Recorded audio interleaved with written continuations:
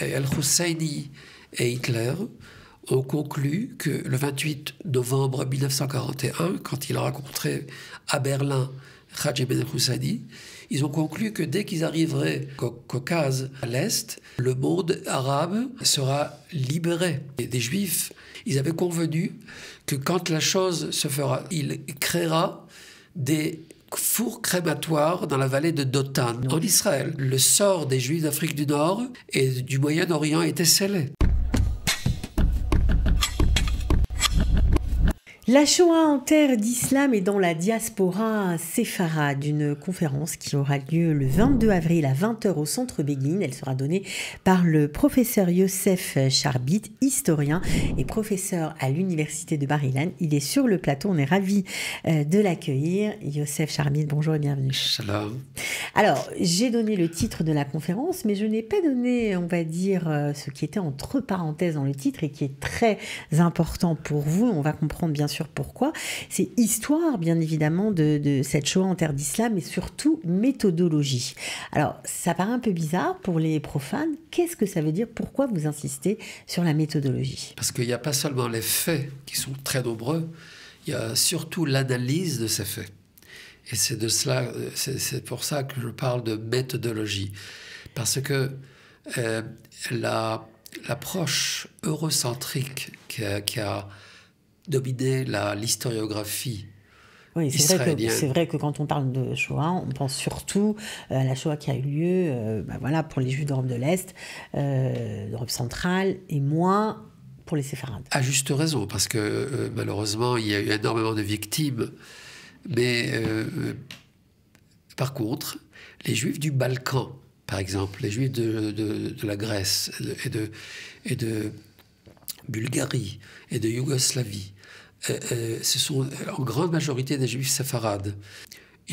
On ne s'est pas attardé quant à leur histoire et à leur sort. Et moi, ce que je voudrais dire, c'est que le sujet de la Shoah, d'une part, et le sujet de la Tekouma, c'est-à-dire de la résurrection de l'État d'Israël, ce sont deux sujets très, très, très importants. Ce sont deux vecteurs qui importent beaucoup pour la société israélienne. Et c'est pourquoi il y a une controverse quant à l'analyse de ces événements-là. Alors, l'approche a été très longtemps eurocentrique ou eurocentrique, c'est-à-dire qu'ils ont mis l'accent, l'historiographie israélienne a surtout mis l'accent sur la Shoah et en Europe et la Tkouma en Europe, c'est-à-dire le sionisme en Europe. La Shoah a frappé le monde juif en général. La Shoah a frappé et a risqué de frapper le monde juif en Afrique du Nord, au Moyen-Orient et bien sûr au Balkan. C'est ça, j'imagine, que vous voulez préciser, parce que c'est vrai que comme on fait l'erreur, en général, on se dit, c'est vrai qu'il y a eu des morts dans la communauté séfarade, mais beaucoup moins nombreux en termes de chiffres, tout simplement. Et donc, on a l'impression que c'était pas vraiment, il n'y avait pas vraiment une décision de nos ennemis de nous exterminer, d'exterminer en tout cas cette frange-là de la population. On a l'impression que c'était moins fort que pour l'Europe centrale. Or, c'est ça qui est complètement faux, parce que pour vous, ça n'a rien à voir. Le nombre n'a rien à voir. Exactement. La Shoah ne s'applique pas et n'est pas déterminée par le nombre de morts, malheureusement. C'est-à-dire que c'est comme si, par exemple, les événements du 7 octobre 2023 auraient été déterminés par les 1200, malheureusement, juifs qui ont été assassinés. Ce n'est pas le cas, car chas v'shalom, il y aurait pu avoir une catastrophe beaucoup plus grande si la Hezbollah avait si leur plan avait pu être et si le sud et le nord, c'est exactement ce qui s'est passé pendant la Shoah. Les Havdil, peut-être les Havdil ou pas les Havdil. La Shoah a débordé vers l'Afrique du Nord et vers le Moyen-Orient. Et Hadj Ibn al-Husseini d'une part et Walter Rauf d'autre part, SS, qui est d'ailleurs, al-Husseini était un général SS, et il a reçu une mensualité très importante. Il dirigeait la radio arabe de Berlin. Il a diffusé une propagande nazie dans le monde arabe. C'est-à-dire que la vision est globale.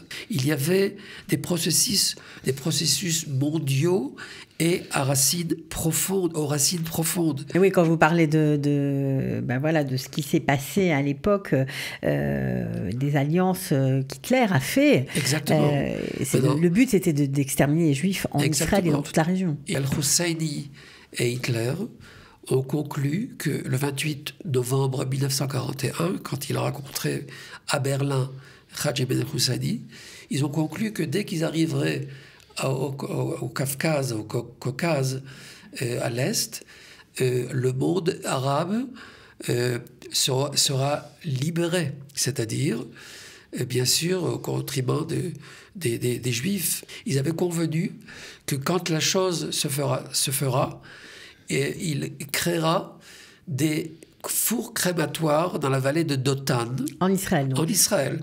Et Chas Shalom, encore une fois, je dis Khalila, le sort des Juifs d'Afrique du Nord et du Moyen-Orient était scellé. On comprend bien avec ce que vous allez expliquer lors de cette soirée du 22 avril à 20h au Centre Begin que, bien évidemment, la Shoah n'est pas déterminée par le nombre de morts. Ça, c'est très important de le dire. Exactement. Et l'oppresseur n'est pas seulement l'Allemagne, mais bien des alliés et des cultures, je dirais. Je suis en train d'écrire un ouvrage qui parle et de la Shoah et de la Tkouma, de la résurrection du peuple d'Israël en Eretz Israël, et voir le tableau complet.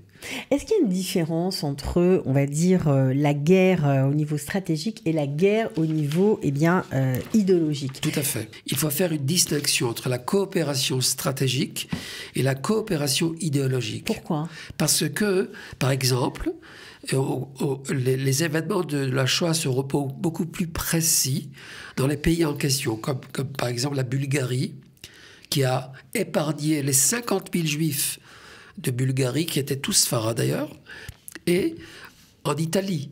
La grande majorité des Juifs d'Italie et de Libye ont été épargnés grâce à l'Italie, car jusqu'en 1943, l'Italie n'était pas d'accord au niveau idéologique, elle était d'accord au niveau stratégique. Alors c'est de cela qu'il s'agit.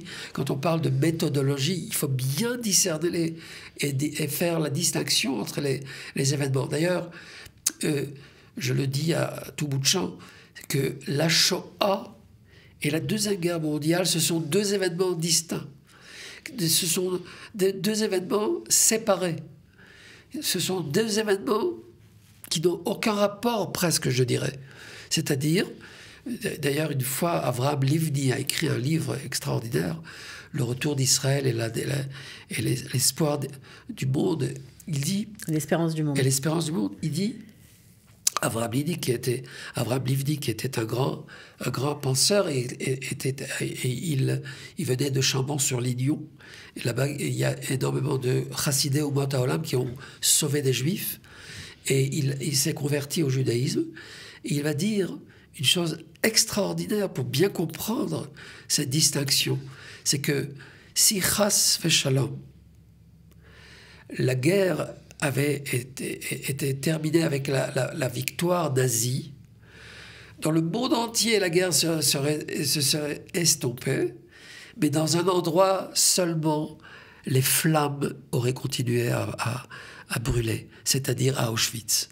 C'est-à-dire que si la guerre avait été gagnée par les nazis, ils auraient continué, la guerre se serait terminée, mais la Shoah aurait continué. Tu vois ce que je veux dire?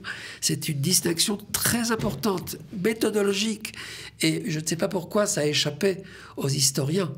Il est très important, il est très impératif de comprendre la chose de façon globale. D'ailleurs, Alfred Nakache, le grand nageur olympique, Victor Young Pérez, le boxeur de Tunis, un champion du monde. Du monde, oui, bien sûr. Et Noah Krieger. Alors les trois ont été boxeurs pour faire plaisir aux nazis. Pendant les dimanches, chaque dimanche, ils faisaient Des combats. Des combats de boxe. Et il raconte, Noah Krieger, comment Krieger, il raconte dans son livre, il raconte comment ils sont revenus, ils ont été déportés pour les fameuses marches de la mort, depuis le Auschwitz vers Bergen-Belsen, si je ne me trompe pas. Eh bien, il raconte comment ils ont assassiné Victor Young Pérez pendant la marche des morts, et comment a été sauvé Noah Krieger et Alfred Nakache. Mais c'est un sort commun. Ils auraient pu être un de Berlin. Exactement. Voilà, c'est ce que vous voulez et l'autre vraiment dire, de Tunisie. C'est-à-dire que le sort est commun. Et d'ailleurs, il raconte, Noah Krieger, qu'il a nagé dans les bassines d'Auschwitz avec Alfred Nakache de Constantine. C'est-à-dire, il disait, il avait 16 ans, Noah Krieger, il disait, regarde, je nage avec un champion du monde. Et alors, il se revalorisait. Et d'ailleurs, il demandait à ses amis de les cacher quand il nageait dans les piscines d'Auschwitz. Ça veut dire qu'il faut bien comprendre cet événement-là comme étant un événement mondial qui a visé le monde juif en général. Alors, vous remettrez bien sûr toutes ces idées dans leur contexte. Vous les approfondirez le 22 avril à 20h au centre Begin. On vous mettra le lien si vous avez envie de vous inscrire. Donc, la Shoah en terre d'islam et dans la diaspora séfarade, histoire et méthodologie. Merci beaucoup, professeur Youssef Charbit, et au plaisir. Toda rabba.